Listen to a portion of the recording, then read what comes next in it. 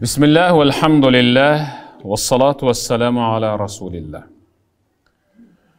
Rabbi yessir ve la tuassir, Rabbi temmin bil hayr, Rabbi şrah li sadri ve yessir li emri ve hlul uqdeten min lisani yefqahu qavli.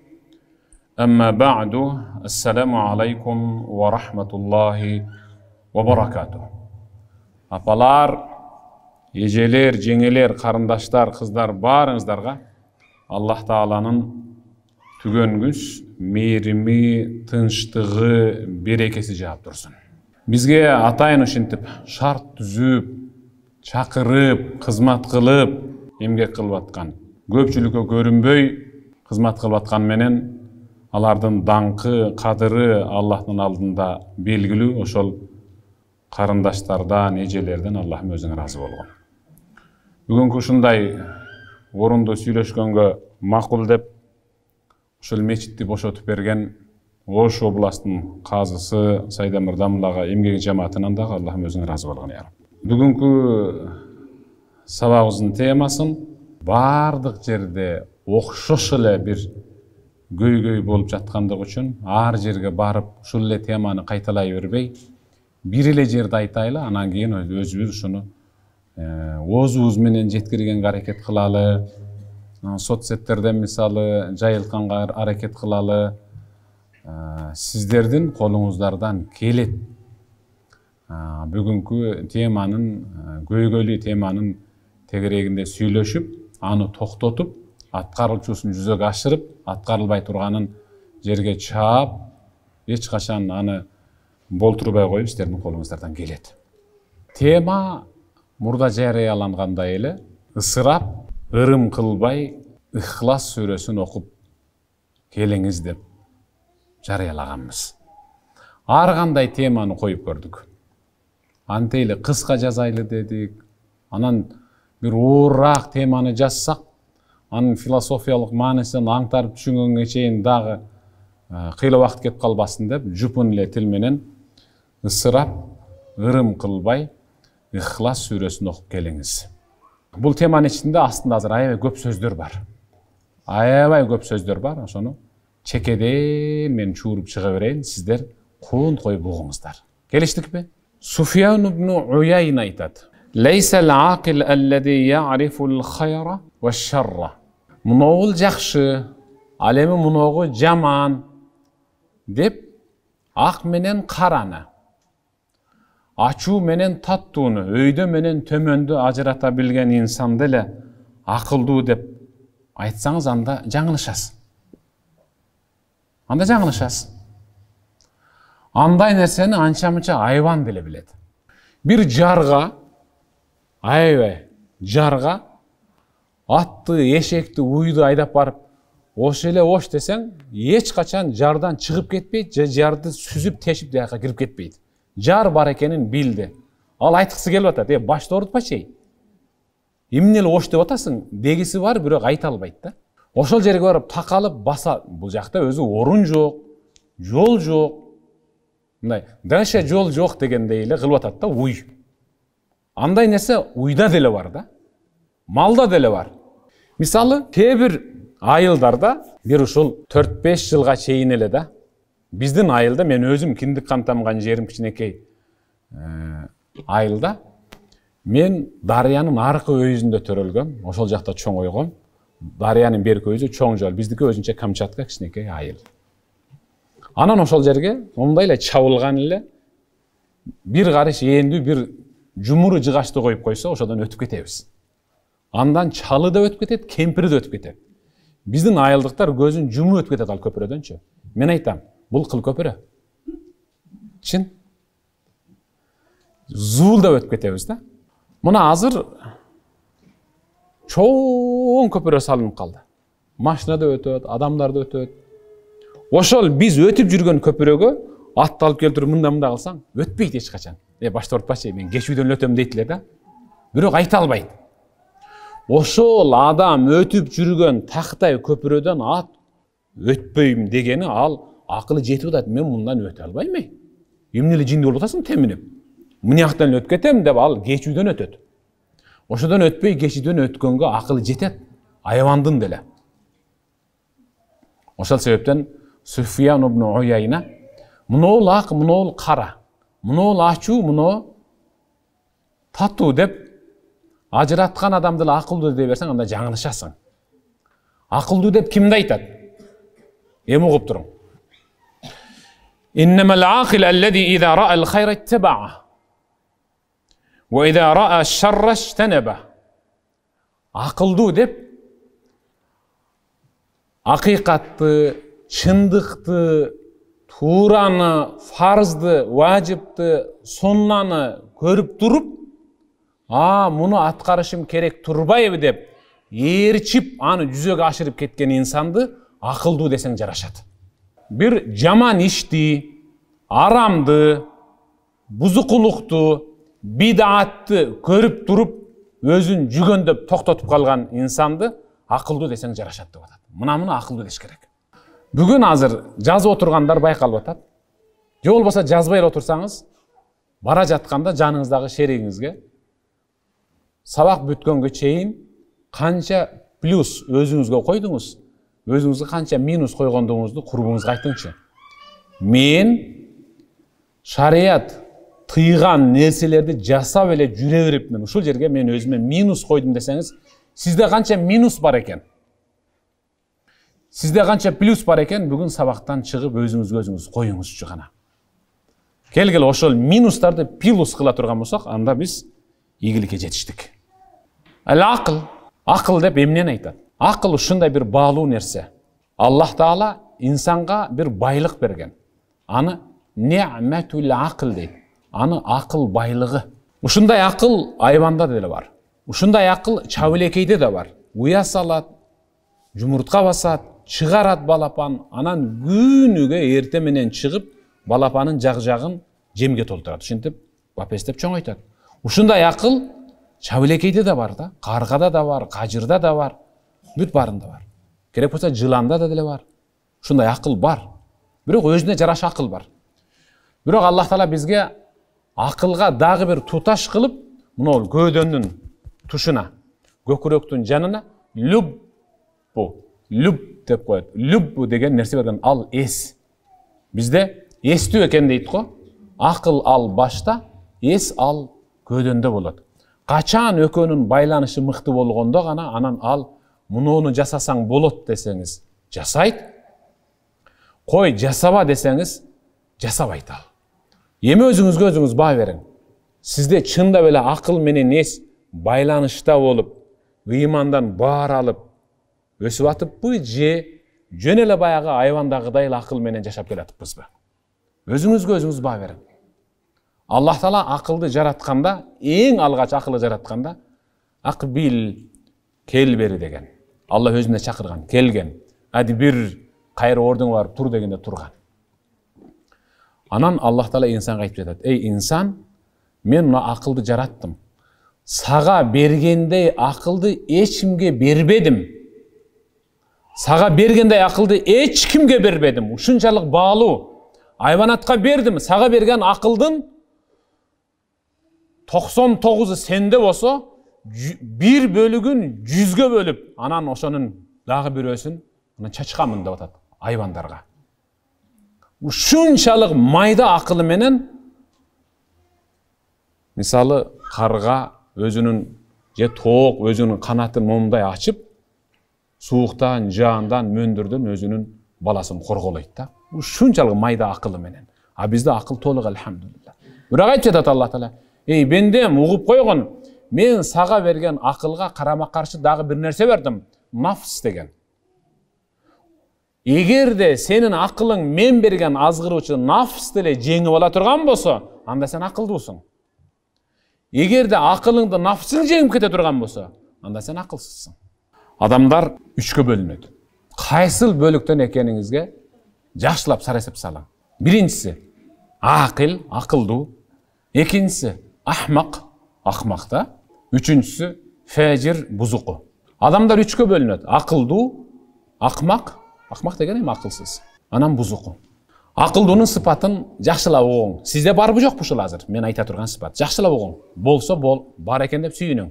Болбосо мен ушуну алышым керек экен деп аракет кылың. Фал-акил Акылдуу инсан. Ad-din şeriatü. Din anın жашоосу болуп эсептелет. Сиздерде ошондайбы? Жашооңуздар дин мененби? Демек, алхамдулилlah, бирөө бар экен. Бирөө бар экен, алхамдулилlah. Акылдуу инсандын жашоосу ал ислам дини. Дин менен жашайм, динде эмне дептир дейт. Кээ биркелерде азыр ушул жерде отурган 5 кол тең эмес да. 5 кол тең эмес. Акылдуу инсандын жашоосу эмне экен? Чындап элеби? Анан эмне кээде эми кудалар эмне дейт эми? Койбосок болбойт да, барбасак болбойт да, эмне дейт экен дейсиздер. Эмне көрсөтөсүздөр? Анда акылды мындай сүрүп туруп, мындай сууруп туруп, тиги ака чыныга салып туруп, анан сүйлөшөсүздөрбү? Демек, акылдуу адамдын дини, ошол ислам дин болгондон кийин жашоосу кандай болгон чакта дагы дин, Алланын буйругу инсанга үстөмдүк кылып туруш керек. Биринчиси болду, табылды. Эми экинчисине өтөбүз. Вал хилм табиату. Жумшак болуу, назик болуу анын мүнөзү. Ал сиздерде бар, билем да. Барбы ушундай? Чындап айтыңыздар, барбы? Анан эмне кээде күйөөңөргө атырласыңар? Анда жанагы назиктик деген мүнөздү чечип, мыжыгып туруп, бүктөп туруп, чөнтөккө салып туруп, берака келчи. Ачуу келгенде дагы, ооруп турганда да, кубанып турганда дагы назиктик эгерде инсанды жеңип тура турган болсо, демек ал акылдуу. Эгерде баласы шоктук кылса, мисалы, абоюңар жыртып койду. Кечели бүткөнсүңөр да. О, колуң сыңгыр дебей, айнан айын, келчи, кайсы колуң менен жырттың? Айнан айын. Ушул сенин ушул абойду жырткан колуң Куранды барактап калсын деген эне болсо ордунан турсунчу. Берака келчи. Берака келчи деп аны дагы тим койбой, күйөөңөр келгенде мына балаңызды жөндөп койбойсузбу, абойду жыртырыптыр деп, аны дагы күйлөп, кыйланары бери кылып. Туурабы? Акылдуу. Демек, анын жашоосу дин, анын мүнөзү назиктик. Үчүнчүсүнө өтөбүз. Ва-рa'юл хасан сажияту. Ар дайым туура пикир берүү, бирөөгө туура пикир берүү анын колук мүнөзү. Туура пикир берүү. Кандай туура пикир? Мисалы, эки абысын шыбырашып атат. Үчүнчүсү келип калды. Анан айтып атат. Ага да шыбырап атат да. Şu büröөнү жамандап атат. Ошол үчүнчү келген абысын экөөнө туура пикир бере турган болсо, демек ал акылдуу. Бетим, мен ушунча укпай жүрдүмбү? Башынан кайталачы дегенде эле өлдү. Силер өзү башынан түшөсүңөр, любой немени. Эч качан мен бир аялды көрө элекмин, ушактын жарымынан. Башын укпасам боло берет, мен жарымына ушундай канаат кылам деген аял көрө элекмин мен. Өзүңөр канааттанасыңарбы? Түнү жазасыңар го, Элмира. Мен укканга чейинкисин жазып берчи. Иннатака асаб. Эгер сүйлөй турган болсо, анда накта чындыкты гана сүйлөйт. Эч качан сөзүн кооздоп, жалган сүйлөбөйт. Котулуш үчүн ант ичпейт. Ва инсамиа вая. Эгерде бир пайдалуу нерсени уга турган болсо, дароо чөйчөккө куюлган суусундук сыяктуу аны сактап калат. Ва ин калама ажаб.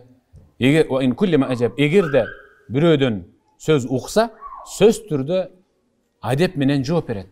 Ушул акылдуу эми, ушул барбы жокпу? Барбы? Алхамдулилlah. Анда бар боло турган болсо, кийинкисин айтам. Акылдуунун кийинки вазифасын айтам. Ошондо мен бая жок деп кое бербейм да. Дебегиле. Азыр ушул мечитте ооруканадан чыгып келгендер барбы? Жакында. Bir gün, 2 gün, 1 hafta, 1 ay men ооруп, biraz укол алып, келдим. Барбы? Бар. Дагы бар. Бар. Ооруканада тааныштары жаткандар барбы, туугандары? Бар. Бар. Бар экен. Эми угуп туруң. Ооруканада түрдүү адамдар жатат. Бирок баары ооруп жатат. Оорумуш болуп эмес, ооруп жатат. Бирок түрдүү адамдар жатат. Кандай түрдүү? Bir insan жатат, анын тууган уругу үзгүлтүксүз келип турат. Туурабы? Уулу менен кызы же байбичеси же чалы ылдый жакта ошол орундукта отурат күтүп. Дарыгерлер бир нерсе десе, ошол кайдыгер болуп калбайлы, дарысын жеткирип берип турайлы деп. Байкуш кызы көз жашын ылдый тамчылатып отурат ылдыйда. Апам эсине келди экен деп. Тамак аш үстөккө босток кирип турат. Бир орлуу бар, ага бир күндө же 5 күндө же бир жумада же 10 күндө бир эле жолу бир адам келет. Же такыр келбейт. Ал жанына көп адам кирген орлуунун тамагынан баар алып тамактанып турат. Ушундайбы? Мен ооруканага жатып калсам, врачтар айтты. Сизди же тез чыгарып бериш керек экен, же вообще больницанын дарбазасын тияктан жаап коюш керек экен деди. Анткени адам көп келди да. Анан мен айттым, келе берсин, мен больницаны багып атпаймынбы дедим. Ичиндегилер. Багып атпаймынбы? Келе берсин. Мен эмнеге ушуну мисал кылып атам? Азыр кайтыла турган сөз сизге түшүнүктүү болушун үчүн. عندما تدعون لميت فإنه يكون كالضوء في قبره. Siz өтүп кеткен жакыныңызга дуа кылып, Аллахтан суранып, ошол маркумга Аллахтын мээримин, кечирим сурап берген учуруңузда сиздин кылган дуаңызды Аллах ошол маркумга бир чоң патмос табакка салынган нурдай кылып жеткирип берип турат. Периште Алланын буйругу менен жеткирип мүрзөгө киргизип турат. Анан маркум бул улам эле мага үстөккө босток келип жаткан нур, бул эмне болгон нур? Менин мүрзөмдү ушунчалык жарытып жиберди. Мындай ырахатты мен өзү жер үстүндө жүргөндө да көргөн эмесмин. Мен азыр астыма салынган нурдан болгон төшөккө жумшак жатып атам. Мындай төшөктү мен аманат дүйнөдө көргөн эмесмин, жатып көргөн эмесмин. Мындай мыкты, жыпар жыты жыттаган эмесмин. Фаюкалу ла хадихи да'вату фулан лак. Аллах Тааланын жообу. Бендем, бул нурлардын баары сенин артыңда калган туяктарыңдын сага кылган дуасын мен нурга айлантып жеткирип атам дейт. Кайрымдуулук кылабы бирөө, садака чыгарып, Куран окуйбу, тасбих айтабы, зикир кылабы айтор, арнай турган болсо, ошентип жеткирип турат. Андыктан фактиру минад дуа лил-майт хатта юс'идаллаху маутана. Аллах Таала маркумдарыбызды кубантып, алардын жаткан жерин бейиш багы кылуусун эгер үмүт кылсак, анда күн түн дебей өтүп кеткен маркумдарыбыз үчүн Аллах Тааладан кечирим сурап дуа кылганды токтотпошубуз керек. Куд ушундай кээ маркумдар бар, күнүгө анын мүрзөсүнө нур үстөккө босток кирип турат.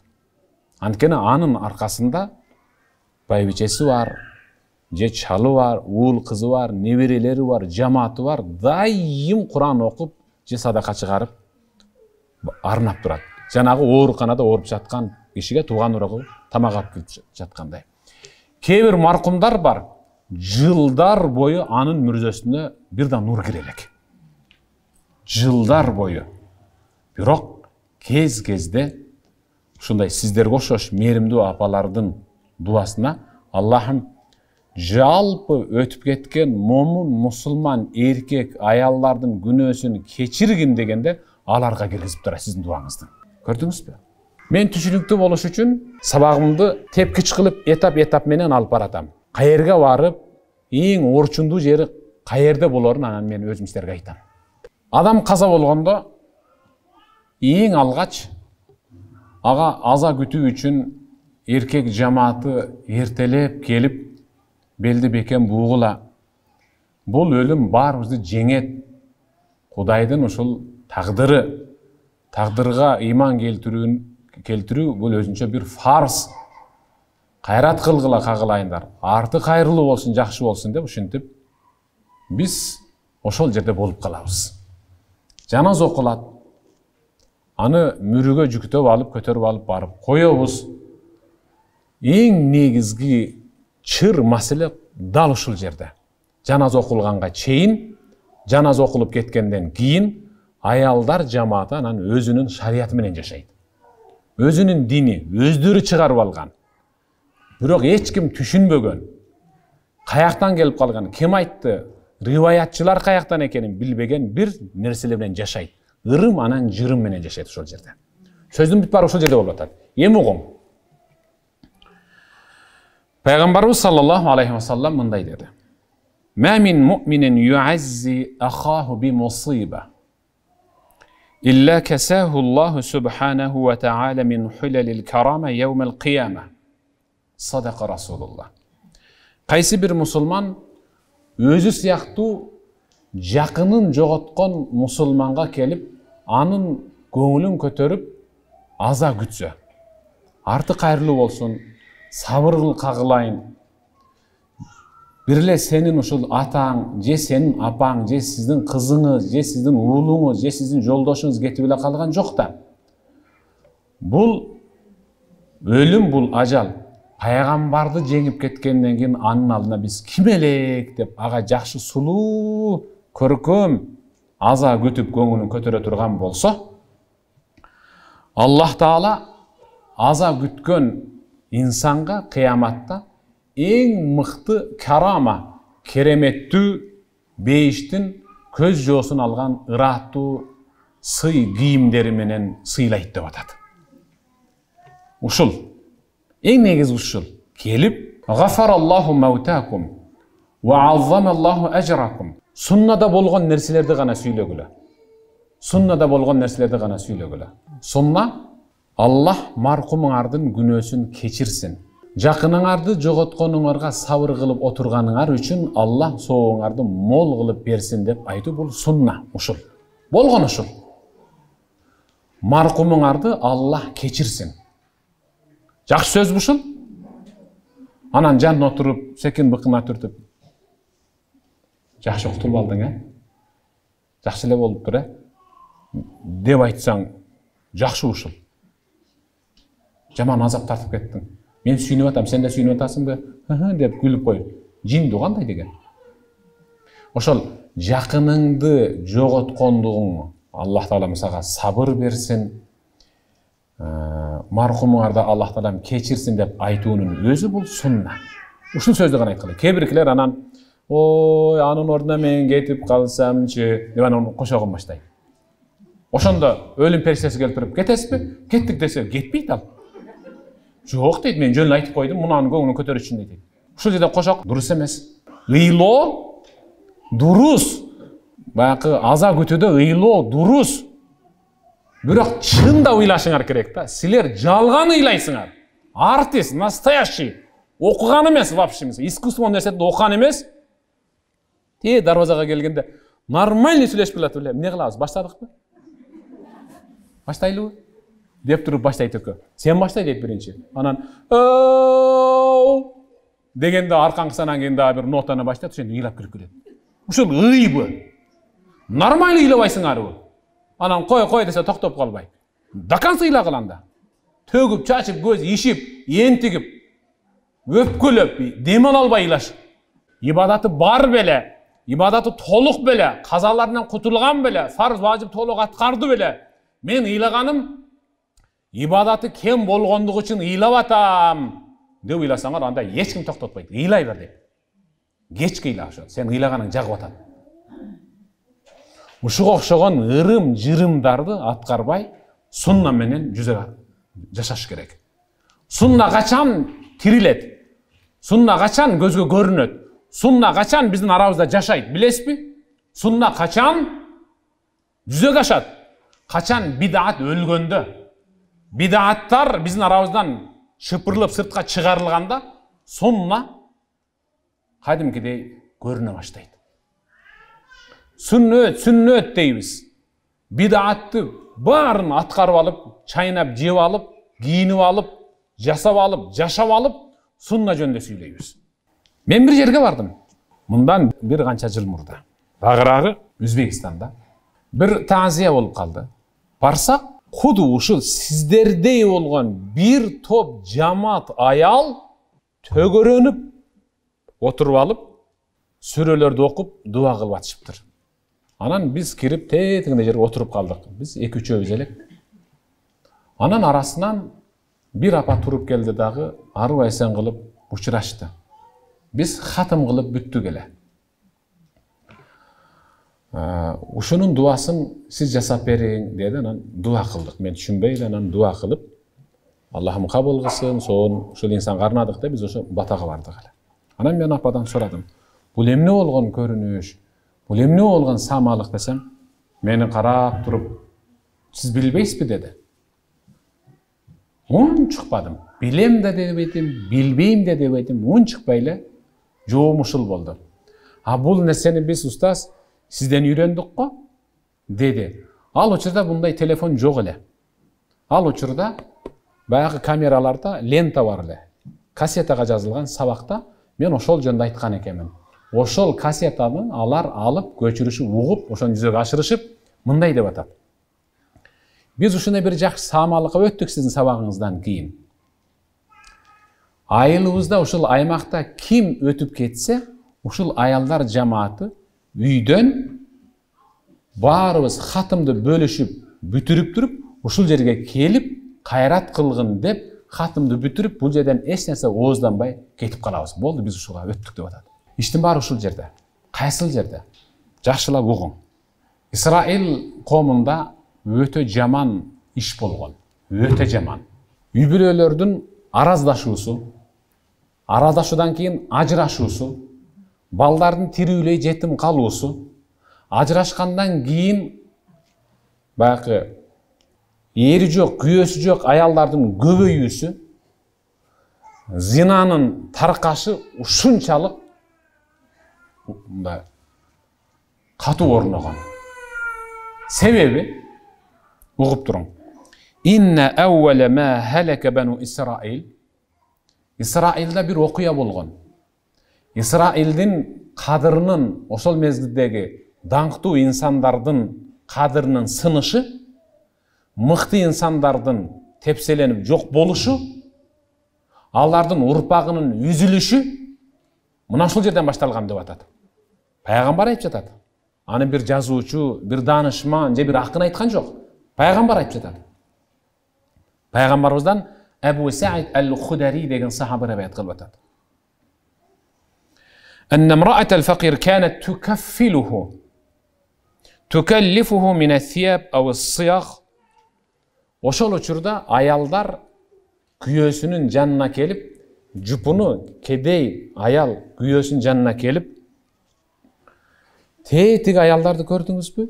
Мен ошондой жоолук салынышым керек. Өткөндө биздин үйгө тиги кудагыйыбыз ак жоолук алып келип менин башыма салган. Куд ошондой ак жоолук алып барбасам бүгүн анын өлүмүнө мен кантип кайсы бетим менен кирем деп көйнөк, шакек, байлык, өйдө төмөн, дасторкон, себетти биринчи орунга койгондугу себептүү Исраил коомунда өтө чоң кыргын болгон. Ма тукаллифу имраатул гани. Ал кедей аял, жупун аял, бай аялдын деңгээлине чыгам деп жүрүп, өзүнүн тутунуп келе жаткан динин унутуп, каада салтка өтүп кеткендиги үчүн Аллах алардын кадырын сындырып, урпагын кыскартып койгон деп атат. Азыр бизде ушундай болуп атат. Ушундай болуп атат. Мен ушул жака сабак даярдап жөнөрдө бир келин чалды. Жөн эле ошол туш келип калды менин сабагыма. Даярдап отурсам, устаз, биз күйөөм экөөбүз ажырашуу деңгээлине жетип калдык. Кагылайын карындашым, эмне болду? Себеби эмнеде? Менден эмне жардам керек? Менин колумдан келеби деди. Десем, устаз, ушу бир нерсе. Сиз ушу сабагыңызда аялдарды аябай эле катуу эле айтып таштаңчы, деди. Эмне болду десем,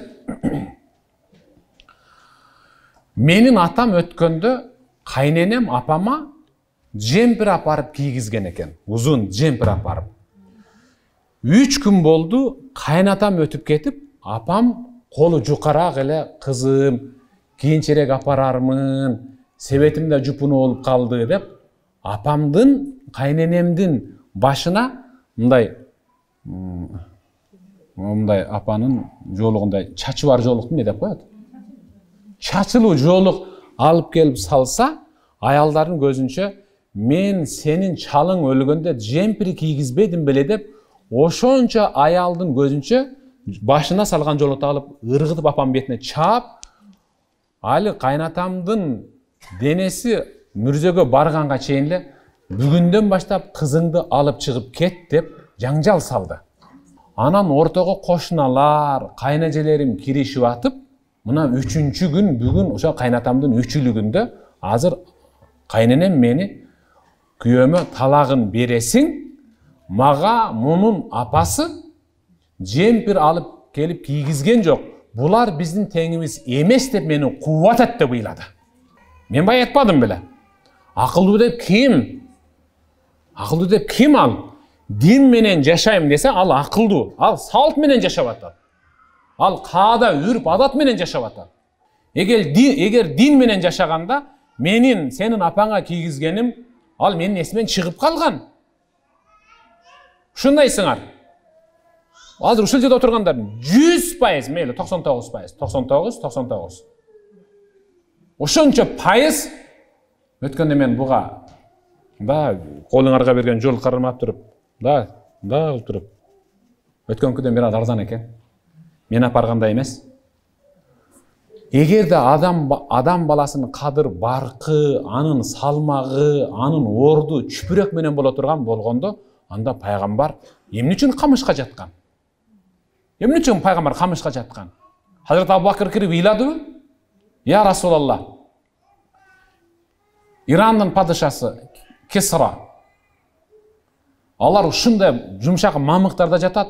Уруксат бериң, биз сизге ошондой тигип алып келип берели, сиздин мына оң катпагыңызга камыш өтүп кетиптир, пайгамбардын бетине өтүп кеткен, мынтип жатканда. Пайгамбар эмне деди? Уджила лахум ва уджила лана. Аларга нак берилди рахат. Биз үчүн насия ахиретте тартабы жыргалды деген. Мына ушинтип бир үй бүлө бузулуп атат. Мен бир эле ошо чалуу менен чектелип калган жерим жок. Мен барып да күбө болдум, аралашып да күбө болдум. Болгон ошол бир чүпүрөктүн айынан үй бүлө бузулуп атат. Ушулбу сиздердин дин менен жашаганыңыздар? Пайгамбарыбыз саллаллаху алейхи ва салламдан Абу Саид ал-Худари риваят кылды. Пайгамбар айтышат: "Айюма муъмин ат'ама муъминан аля жу'ин ат'амаху Аллаху яумал қияма мин симарил жанна." Кайсы бир момун мусулман эркек аял курсагы ач инсанды тойгозуп кое турган болсо, Аллах ошол кайрымдуу инсанды кыяматта бейиштин мөмө жемиш жана эң мыкты тамактары менен тойгозот деди. Сиздер эгерде бул кайнатама же кайненеме же атама же апама жылкы сойбосок же тигинде бир кунажы же болбосо мындай кой сойбосок, анда тигилер келет, тиги кудага уча тартылыш керек эле, чучук азыраак болуп калыптыр, эти жупуну болуп калыптыр, жамбаштын жарым эти тияк өтүп кетиптир, кашкажилик кана, жотожилик кимдики? Ушун менен багланып калганбызбы? Пайгамбар саллаллаху алейхи ва саллям айтып жатат: ач карын инсанды, сиздин кудаңыз курсагы ток. Сиздин кудаңыздын курсагы ток да. Кудаңыздын эт жеш үчүн сиздин жакыныңыз өлүш керек беле сөзсүз түрдө. Ва айюма муъмин саqa муъминан ала зама сaqahu Аллаху яумал қиямат мин ар-рахиқил махтум. Кайсы бир момун мусулман эркек аял чаңка олтурган инсанды суугарып кое турган болсо, ал инсан болсун, айван болсун суугарса, Аллах Таала ошол суугарган инсанды кыяматта үстү мөөрлөнгөн биринчи жасалгадагы Аллах өзү жасаган суусундук менен суугарат. Эч ким аны уртап көргөн эмес, биринчи сиз уртайсыз. Бейиштин суусундугу. Пробкасын, поломасын биринчи сиз ачасыз дегени. Рахиқил махтум. Эми жыртыш жыртастар баягы, таркатастар. Чыны таркатастар. Эмне баланын баарын таркатастар да, мен эсептеп бүтө албайм. Ошол сизден чыны алган апа үйүндө алаканына куюп, суу куюп ичип атып ошол. Я. Сиз берген момундай болгон жыртыш анын кайерин жабат? Эмне иш кылып атат ал? Айтыңчы. Азыр апалар жок дей албайсыңар азыр, айтып коеюн. Апалар азыр ар бир апанын үйүндө сандык бар. Анын ичинде мен апам айтат эле ошо мен кичинемде баягы чыт, мыт, грипсатин эмне эле деген ушул экөө эле эсимде калган да мен. Ошондой Союздун учурундагы бүктөлгөн материалдар бар. Өлгөндө таркатасың деп чоң кызынын кулагына куюп койгон. Ал күнүгө турганда бисмилла дегенде ошо чыт менен турат ал. Кимге берем, кимге берем, кимге берем. Кай жерден алып келсе ошону ошол. Ошол чытты чогулткандын ордуна каза намазын окубайбы? 5 убак намазын тургузбайбы? Давыд пайгамбардай күндө күн алыс оруза тутпайбы? Кур'ан хатым кылбайбы? Кимге пайдал? Айтыңчы мисалы. Дүйнөдө бир инсан бар, маасум, эч бир күнөөсү жок. Ал ким? Ким ал? Muhammed sallallahu aleyhi ve sellem. Kımınday da günösü yok. Kımınday da günösü yok. Al kimnin tizesinde ötkön? Ayşe Neviz'in tizesinde Peygamber sallallahu aleyhi ve sellem başı uşunda bolgan avalda göz jumgan. Oşonda Ayşe Neviz'ge kirgen ayaldarga Ayşe Neviz bokçasını açıp çını tarqattı böyle. Jırtış bergen mi? Abu Bakır gelip durup, Peygamber ötüp ketti. Bir nese kılıp qarız alıp жылқы soyuş керек. Деп биздин аксакалдар окшоп сойгон бу? Шучук каптаган эмеспи? Балким каптагандыр, жок деп атасыңар. Анда эмнеге биз мынтип барып болуп атабыз? Адамдардын эң мыктысы болгон, эң мыкты инсан пайгамбардын көз жумган күнүндө эң сүйүктүү аялы Айше Невиз же жыртыш таркатпаса, же чыны таркатпаса, же Ayşe Neviz'in mıhtı dostları var ele. Oho, Ayşe Neviz'in mıhtı dostları var ele. Alar geldirip, dep koşak aytkan emez.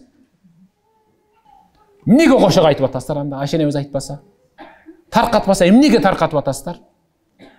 Oşondan men ısırap, ırım kılbay, İhlas Sûresini okup keliniz degenim uşundan ele. Mından keyin emi bir adat kılıp alın. Qaysı bir kudağınız, kudağıyınız, koşnağınız ötse, oşol жерде siz özünüz bir ideya götürüp, davaydı kelgile, bunda жыйналалы, daroo kabar berip, hazır çoğulu oңойлуу go. Çayxanaga dese gruppadan Chicago'ga çeyin жеткирип коюп атасыңар go. Chicago'dagı abısınlar, oy, menin atımdan 2 kaşık jep koyçu dep oturup baykuş tiyakta. Oşondoy жеткире дегенсиңер, bir gruppa tüzüp, Hatım el-Kur'an gruppası dep koygula. Kim ötüp ketse, men munodan muljagın, men mundan bıljagın aldım dep, bir günün içinde hatım kılıp alıp bar, bizdin koşumçabız, uşul hatım, uşul bolsun dep koygula. Eң mıktı adat uşul. Kudası ölse, kudagıyı ölse, tay jetelime adat bar. Koy jetelime adat bar. Kagılayınlar. Sözüm açık tiyet. Geçe şirk jönündö süйлөсөm ança argamda bir erguldar süйлөp atat. Mınday deptir, tigindey deptir dep. Çındıp açуу. Tigi arbaka sыйынуу болбойт, arbak колдобойт эч качан деп мындан bir канча жыл мурда айтканда да айба шыбашкан мени. Эми ширкке келгенде дагы ошентип терегип атышат. Мен айтам ачыгын. Tay жетелеп келгенден көрө Tebarak Sûresini okup gelseniz жақшырақ болмақ. Tay жетелеп келгенден көрө Tebarak Sûresini, estağfurullah. Tebarakellezî biyedihil mulku ve huve ala kulli şeyin kadir. Men Tebarak'ты mınça okudum dep. Apalar, okuy albasaңар, okuy ala turgan geliniңерди okutup, janında okup oturup, biz gelinim ökөөz şintip geldik. Gelinim okudu, men okudum. Senin uşu joldaşың uşunu arnadı, koy kagılayın. Konoktorunu uzata ver, dep. Mına ötkön kidişten eken, pakta gül eken sırtı. İçinde sızığı var eken, çekesi uçup kalıptır çaynegenen. Taş tabağın tübü tüşöyin dep kalıptır dep. Büt bardık sen aytıp anan çıkasın oşol jerde. Emne keregi var? ырым кылбай Ихлас сүрөсүн окуп келсеңиз жакшы болмок. Тай жетелегенден көрө Табаракты окуп келсеңиз ошол артык болмок. Бүгүн ырым кылып атасызбы? Эртең сиз да көз жумганыңызда жалаң ырымчылар гана отурат сиздин бөлмөңүздө. Бүгүн сиз Ихлас сүрөсүн окуп барып атасызбы? Эртең сиз көз жумганыңызда жалаң ихласчылар келет сиздин үйүңүзгө.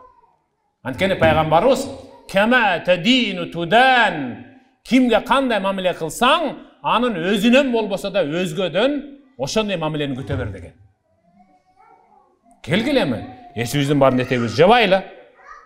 Баягындай жараксыз каада салтты токтото туралы, ырым-жырымды мындай кылып алыстата туралы. Кээ бир каада салттар бар, албетте, аны эч качан дин жерибейт, дин аны четке какпайт, аны жүзөгө ашырабыз. Бирок чектен ашып бара жаткан каада салтты токтотолу. Динде эгерде жыртыш жырткыла, чыны таркаткыла, качык бергиле, дагы немелерди берет чыгылып көп нерсе бересиңер. Шуларды бергиле деген динде, Кур'анда, фикта, хадисте боло турган болсо, анда аны жашырып биз жиндибизби? Айтмакпыз да. Кайсы бир муъмин, эркек болсун, аял болсун, кийими жупуну, кийими аз, кийими жыртык, кийими жок, момун мусулман эркекти кийинтип кое турган болсо, Аллах Таала кийим кийгизген момун мусулман эркек аялды кыяматта бейиштин көгүш жана жашыл кийими менен сыйлайт деп атат. Эмнеге ушул жерде холдур деп атат? Эмнеге ушул жерде көгүш анан жашыл деп атат? Көгүш жашыл адамга рахат береби? Туурабы?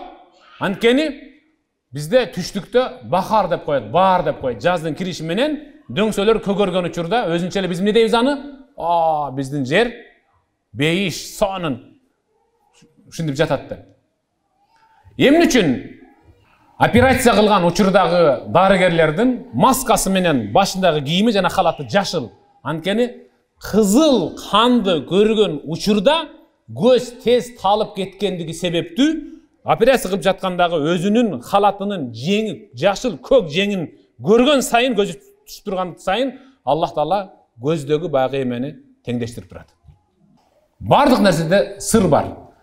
Биздин жашообуз, биздин өзү жашообузда, сөзүбүздө анча-мынча акылман, даанышман ата-апалардын сөзүндө өзү Кур'ан менен аят даамданып, жыттанып турат десем жаңылышпайм. Мына ошол мисалы медиктердин кийген жашыл, чепчик жашыл баягы халаттары дагы өзү ушул бейиштин кийими экенинен кабар берип атат. Бейиштин кийими жашыл көгүш качан? Качан ошондой? Эгерде сиз бул дүйнөдө жыртыш жыртпай, эгер бере турган болсоңуз, анда чакырып туруп кагылайын деп бир жесирди, бир жетимди кийинтип кое турган болсоңуз, анда нур үстүнө нур. Пайгамбар эмне деген? Ана ва кафил ятима хакада фил жанна.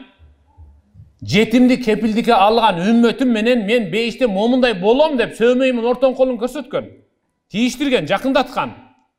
Ошол жакыныңыз үзүлгөн күнү тигиден мага жемпир келет. Былтыры мен тиги кудагыйыма шуба кийгизгенмин. Күзгө барып размерди унутуп калбады экен деп кыжалат болбой, андан шуба жемпир күтпөй, өзүңөрдүн маркумаңар менен алек болуп, Аллах Тааладан кечирим сурап, истигфар айтып турсаңар, эң жакшы ошол. Дагы бир жаман адап. Ак кийдиңер бар. Бет керек ак кийиш үчүн. Кайсы бет менен кийип атат билбейм эми. Араңарда отургандыр балким. Бирок бүгүн ушул сабактан кийин ушуну токтоткула. Атамдан кутулганыма деп кийип атасыңар. Апамдан кутулганыма деп кийип атасыңар.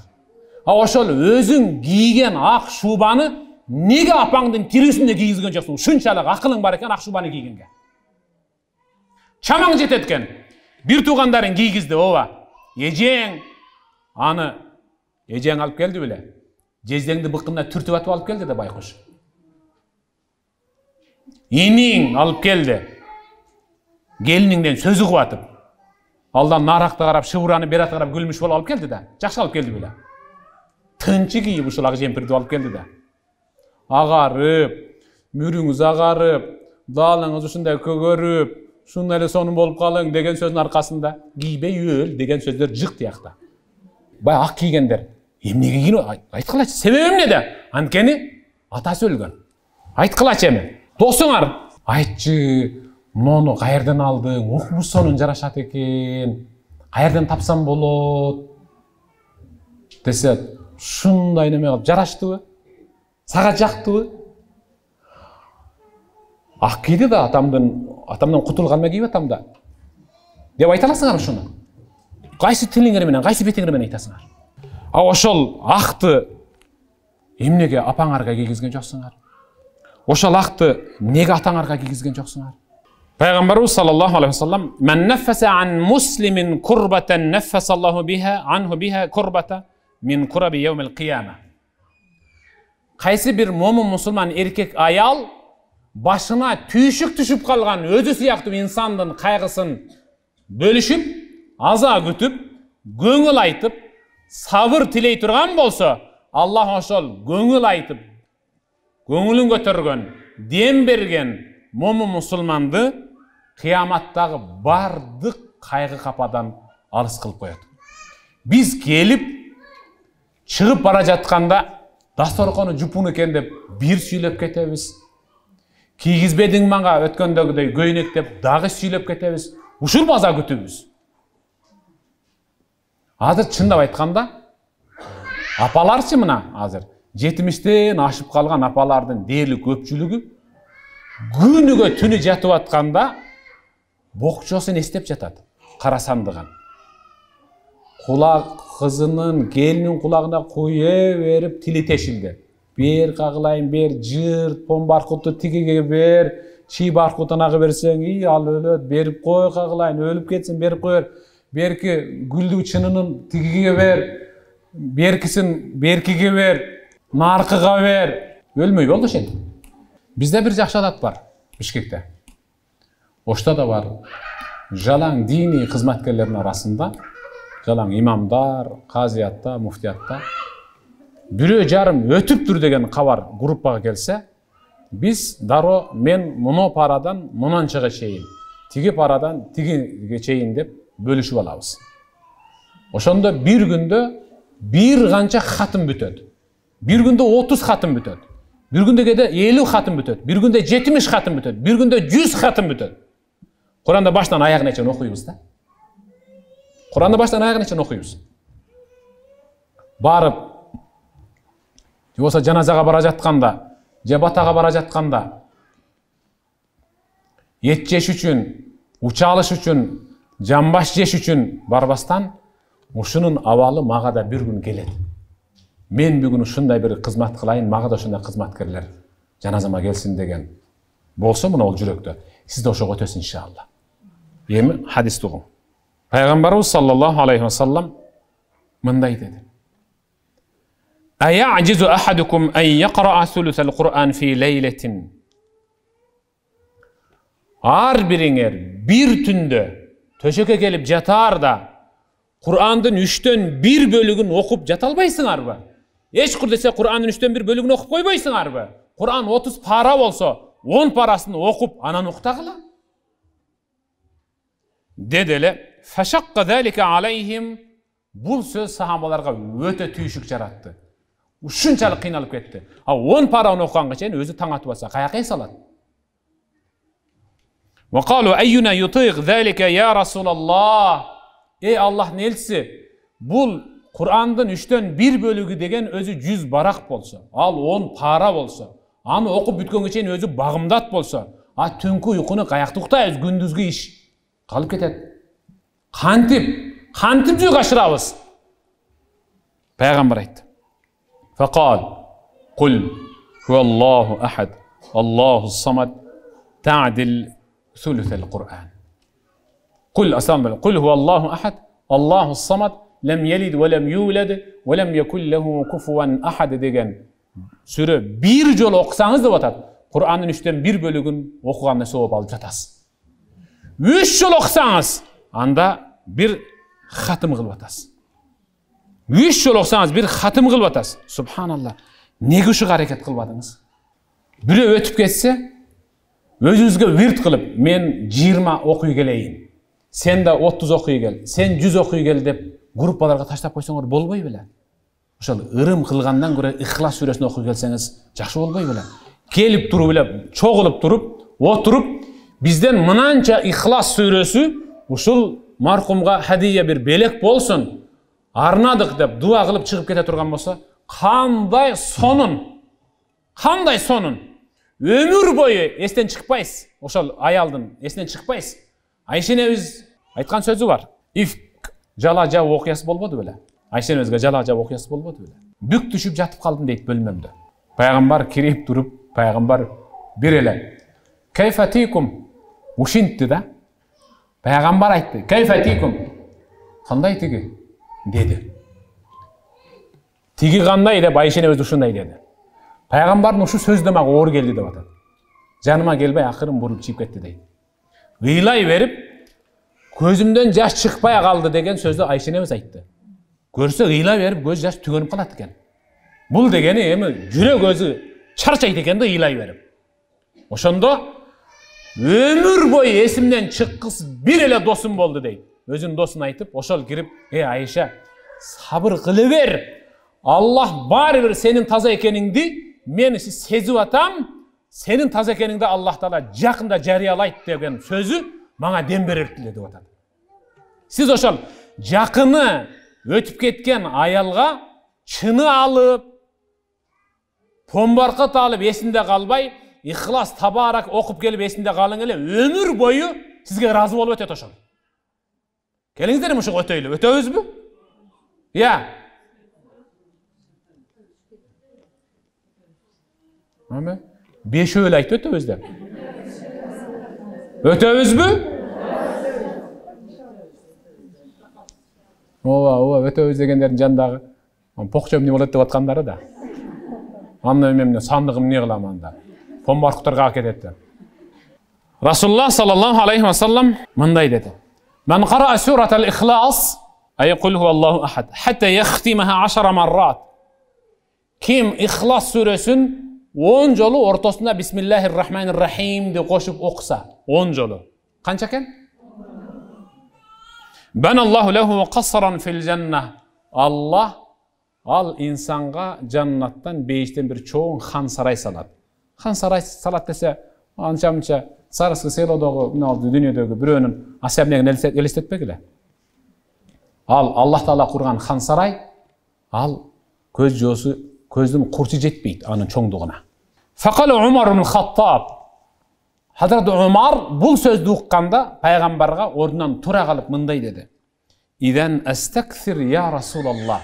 Эгерде ихласты 10 окуганыма Аллах бейиштен хан сарай бере турган болсо, чоң сарай бере турган болсо, анда мен көбөйтө берсем болот да, туурабы деди. 100 окуйун, 1000 окуйун, миллион окуйун, миллиард окуйун, көбөйтө берсем болобу деди. Пайгамбар Аллаху аксару ва атйабу. Сен көбөйткөн сайын Аллах да сага берчү сыйын көбөйтө берет. Аллах жоомарттыгында чек жок деп атат. Бейиштин бүт барын элеп жатып каласыз. Эмнеге ушундай кошумча кошо албайсыз? Эмнеге ушундай кошумча кошо албайсыз? Табииндердин доорунда маркумдарга кошчу жакшы бир кошумча да. Ошол табииндердин доорунда эркектери да, аялдары да кайсыл өзү жашап жаткан аймакта кимдир бирөө өтүп кетсе, сөзсүз түрдө Субханаллахи ва бихамди адада халқи ва рида нафси ва зината арши ва мидада калимати дегенди миңден айтып келип туруп, менин кошумчам ушул болсун деп айтып кетчү. Эми угуң. Субханаллахи ва бихамди. Аллахым сага тасбихтер болсун, сага хамд болсун. Адада халқи өзүң жараткан махлуктардын санынча. Саны барбы жокпу? Мисалы мен санай турган болсом, жеткире албайм да, мисалы 100 жол айтам, 200 жол айтам. Аллахым сага тасбих болсун, өзүң жараткан махлуктардын санынча. Варида нафси. Өзүңө өзүң ыраазы болгуча, болгондой деп атат. Вазината арши. Өзүңдүн аршыңдын салмагынча. Вамидада калимати. Өзүңдүн пайгамбарларга айткан сөзүңдүн тамгаларынын санынча сага тасбих болсун деди. Ошончо тасбих сиз маркумга арнаган болосуз. Сиздин жылкыңыз, сиздин жемпириңиз, сиздин чыныңыз эч нерсе болбойт. Ары каттап суу кечпейт. Кегил ошого өтөйлөр. Өтөбүзбү? Сура Табарак. Пайғамбарымыз айтады: "Сурату Табарак хиял маниа мин азабил қабр." Табарак сүресі оқыған инсанды сөзсіз түрде қабір азабынан сақтайды. Сөзсіз түрде қабір азабынан сақтайды. Аны жатарда оқисыз бу, қазан аяқ жуып жүріп оқисыз бу, ал сіздің таңдауыңыз. Ерте менен оқисыз бу, күндіз оқисыз бу, ал сіздің құқығыңыз. Дал ошол сүрені тай жетелебей Табарак оқып, bir marhumға bağışlап қойыңыз, ал байқұшта қабір азабынан сақталады. Пайғамбарымыздан Абу Хурайра риwayat қылып атады: "Инна сура фил Qur'an 30 ая." Құр'анда 30 аяттан тұрған бір сүре бар. "Шафаат ли ражулин хатта гуфира лах." Аны оқыған инсанды ал сүре сөз түрде қолдап, күнөөсү кечирилгенге чейин қолдай берет. وهي تبارك الذي بيده الملك. Ал تبارك الذي بيده الملك деген сүре. Кантип колубуздан келбейт. Сиз материалдан ысымдарын билесиз. Чын материалдардын ысымдарын билесиз. Мына азыр чайканага кириң, кафеге кириң, ресторанга кириң. Алдыңызга кеминде 10 барактуу, болбосо 20 барактуу меню келет сүрөтү менен. Bir sıyra açasın. Ayva жаққан жерге келгенде қаштарыңыз титіреп кетеді. Ошол тамақтарды жейлеп болсаңыз да аттарын жат білесіз. Турабы? Мені өзі кичинемде екілі тамақ білем. Мампало, шорбо. Чында эми гана тамақтардың атын билбесем. Азыр барын билебез. Бирок неге сүрелерин жада калса сүрелерин атын жаттай элексиз али. Сүрөнүн атын жаттай элексиз. Сүрөнүн өзүн эмес, сүрөнүн атын жаттай элексиз. Эмне үчүн Фатиха сүрөсүн маркумга келе жатканда бир 70 жол окуп койбодуңуз? Эмне үчүн Ихласты бир 100 жол окуп койбодуңуз? Келип жакын отуруп, тизесин кармап, чекесинен алакаңызды коюп, чекесинен сүйүп, кайрат кыл кагылайын. Кулагына шыбырап, менин өзүмдүн үй бүлөмдүн атынан sizin ошол өтүп кеткен жолдошуңузга bir Табарак, анан кийин жол болсо 70 Фатиха, 100 Ихлас сүрөсү хадия десеңиз, анын көз жашынан баятан бери чыгып жаткан ачуу жаш ушунчалык таттууга айланат. Сизди өмүр бою сүйөт, өмүр бою жакшы көрөт сизди. Ар бир дуасында сизди эстеп турат. Кол көтөрүп алакан жайганда сиздин элесиңиз анын алаканда турат. Качангаcha жыртыш жыртабыз. Ошо жыртыш жыртып жүрүп, намысты да, абийирди да жыртып бүттүк чындап айтканда. Динди да айырып бүттүк да чындап айтканда. Сунна жыртылды. Чын, важип айрылды. Фар талкаланды. Бидаат өсүп атат. Бидаат семирди бизде азыр. Пайгамбарыбыз саллаллаху алейхи ва салламдын хадисин айтып сабагымды аяктаймын. Жакшылап угуң. Пайгамбарыбыз: "Аллахумма инни ухарриж. Аллахумма инни ухаррижу хакка ад-даифайн al-yatim wal-mar'a." Allah'ım men kıyamatta talaşam. Allah'ım men kıyamatta talaşam. Eki alsızdın hukukun alıp beriş üçün dep atады. Eki alsız insandın hukukun toluktaş üçün ortaga düşüp talaşam ya Rabbi. Ушул дүйнөдө айткан пайгамбар: "Аллахумма" деп, "Аллахым сен кабыл кылгын, мен кыяматта эки алсыз инсандын укугун бул дүйнөдө тебеленгендиги үчүн, алардын укугун кыяматта жогору көтөрүш үчүн, тебеленди болгон укугун түздөп, тебелегендерден анын укугун алып бериш үчүн талашам." Биринчиси, хаккал ятим, жетимдин укугун. Сиздер жетим бар үйгө барып дагы анын төшөгүнө, абойуна, пардасына сын пикир айтып чыгып атасыздар. Киргиле, аза күткүлө, бата кылгыла, чыгып кеткиле. Жетимдин үйүнөн эч нерсе ооз тийбегиле. Анткени анын жетими бар. Жетимдин үйүнөн эт жегендер алар эт жегендер эмес, алар тозоктун отун жегендер алар. Жакшы ушул. Экинчиси, wal-mar'a, жесир аялдын, мейли кандай аялдын укугун тебелеп жегендер. Бул сабакты эркектер да окусун. Эң алгач ушул айылда кимдир бирөө өтүптүр дегенде, Баягы май чайнагысы келген анча-мынча тоң моюн аксакалдар бар. Ачыгын айтып коюш керек, капа болбосун. Байкуш безилдеп ыйлап жатса дагы ошол кымбат баада сойдуруп берип, эл эмне дейт? Мунуку тойда деп. Өлүм качан той болду эле кагылайындар. Баарыңар айтасыңар. Патага барып келе жатканда. Ооба мунуку той деди. Тура 90га чыгыптыр деп. 90га чыккандардыкы той деген Кур'анда барбы, хадисте? Андыктан келиңиздер ушул ырым, жырымды мындай түртө салып туруп, ислам менен, дин менен, шариа менен, фарз менен, важип менен, сунна менен жашайлы, ошондо бид'a биротоло өлөт. Бид'аны эгерде суугарып тирилте бере турган болсок, эми Кудагы эмне дейт десең? Кудагы уят болбодумбу? Кудагыйдан уялгандай, Кудайдан уялганыңызда сиз абада басып калат элеңиз, жерде эмес. Тойго барасыңар. Чындап. Тойго барасыңар. Кой, барбайлы коёйлучу. Биз бара турган дасторконго арак коюлат экен. Биз бара турган тойдо арак таркатылат экен. Болбойт экен. Ал жерде бии бар экен, музыкасы бар экен. Кой десе, Кудагыйдын көңүлү эмне болот? Кой кагылайын. Өткөндө да ошондой болгонбуз. Наркысына барган эмеспиз. Бунусуна барып коелу. Кудайдын ыраачылыгын эмнеге жогору көрбөдүңүз Кудагыйдан? Пайгамбарыбыз саллаллаху алейхи ва салламдын хадиси бар. من كان يؤمن بالله واليوم الآخر فلا يجلسن على مائدة يشرب فيه الخمر. Allah'tın bir cana бар ekенine, ahiret gününe iman keltirgen mo'min musulman ayel erkek bola turgan bolsa, al arak koyulup içilip жаткан dastorkondun arak içilbey жаткан bir burçunda da oturbaсын деген. Ошол той өткөрүп, arak kuyup, arak içirip, arak tarkatып аткан Кудагыйыңыздын көңүлүнөн Allah'tın razılığın jogorу koya turgan bolсоңуз, siz demek farz menen жашадыңыз, буйрук менен. Allah'tın buyruğunu atkardыңыз, tıyганdan tıyıldыңız. Келиңиздер апалар, сиздерден сураныч. Сиздер эле бекем тура турган болсоңуздар, жыртыш мындан кийин токтоду. Баягындай чыны, пияла, табак, батнус таркатуу токтоду десеңиздер, токтойт.